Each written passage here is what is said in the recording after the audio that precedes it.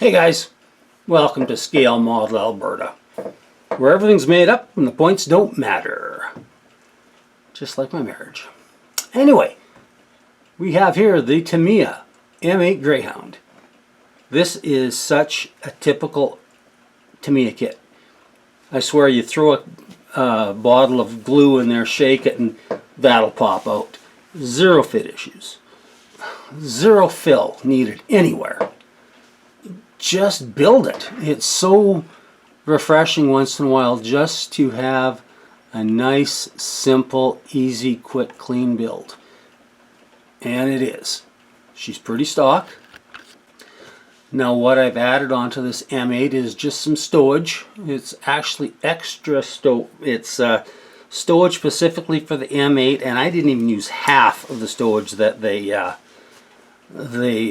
gave with me. I put the rest of it on something else, but yeah, we've got all the haversacks, all the stuff in the back. I still have to add a tie down on it to make it look like it's, you know, being tied down, not just floating there magically.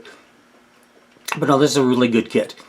I've been doing a few more American stuff. I've got a few American diorama projects going. So yeah, kind of a quick and to the point video. I had zero problems with this.